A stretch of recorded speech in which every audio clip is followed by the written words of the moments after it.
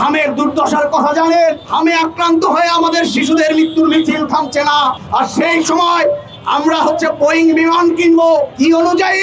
ওই চুক্তির শর্ত অনুযায়ী আমাদেরকে মার্কিন যুক্তরাষ্ট্র থেকে প্রত্যেক বছর চুক্তির শর্ত অনুযায়ী 15 বিলিয়ন টাকার 15 বিলিয়ন সমমূল্যের ডলারের সমমূল্যের আমাদেরকে কৃষি পণ্য আমদানি করতে হবে।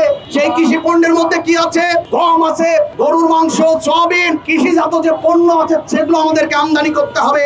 আমদানি করলাম, কিন্তু সেই আমদানির মান কেমন হবে সেই মান দেখার অধিকার আমাদের নাই। এই চুক্তিতে বলা আছে আমেরিকা যেভাবেই পাঠাবে পণ্য, সেই পণ্যকে আমাদেরকে সেইভাবেই নিতে হবে। আমরা সেই চুক্তি অনুযায়ী সেই পণ্যের মান নিয়ে প্রশ্ন করতে পারবো না।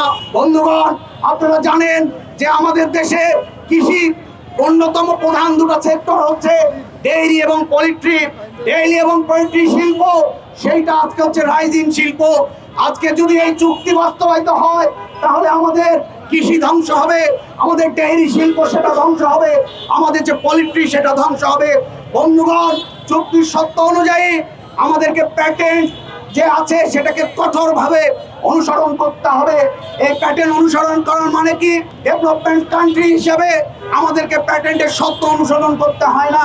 আজকে যদি এই কঠোরভাবে প্যাটেন্টের শর্তগুলো যদি আমাদেরকে অনুসরণ করতে হয় তাহলে যে এই যে আমরা যে ঔষধগুলো, আমাদের প্রায় 184টার মতো ঔষধ কোম্পানি আছে, আমরা প্রায় পৃথিবীর 100টা দেশে ঔষধ রপ্তানি করি এবং স্বল্প মূল্যে বাংলাদেশের মানুষ ঔষধ কিনতে পারে।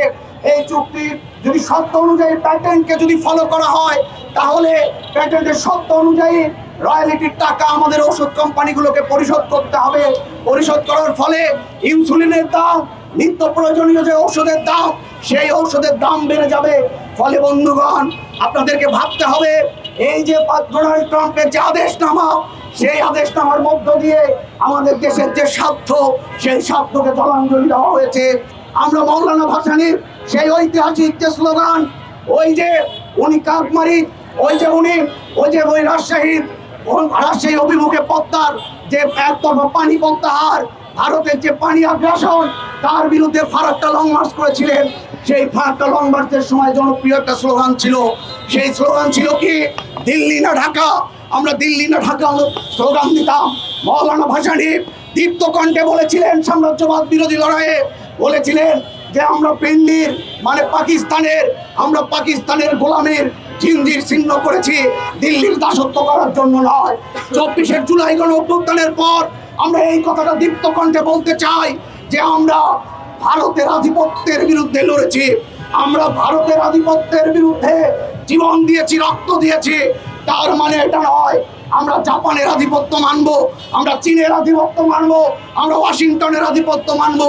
ফলে বন্ধুগণ, যারা স্লোগান দিতেন জুলাইয়ের গণঅভ্যুত্থানের পর যে দিল্লি না ঢাকা, সেই বন্ধুদেরকে বলবো আজকে সময় এসেছে তারা আজকে স্লোগান দিতে হবে যে ওয়াশিংটন না ঢাকা।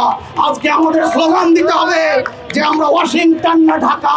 সেই ওয়াশিংটন না ঢাকার মধ্যে আমরা যেমন দিল্লি না ঢাকা বেছে নিয়েছিলাম, নিশ্চয়ই আমরা ওয়াশিংটন না ঢাকা তার মধ্যে ঢাকাকেই বেছে নেব এবং আমাদের স্বার্থ বিরোধী, দেশের স্বার্থ বিরোধী, সার্বভৌমত্বের পরিপন্থী মার্কিন যে বাণিজ্য চুক্তি, সেই বাণিজ্য চুক্তি বাতিলের দাবিতে সোচ্চার হব।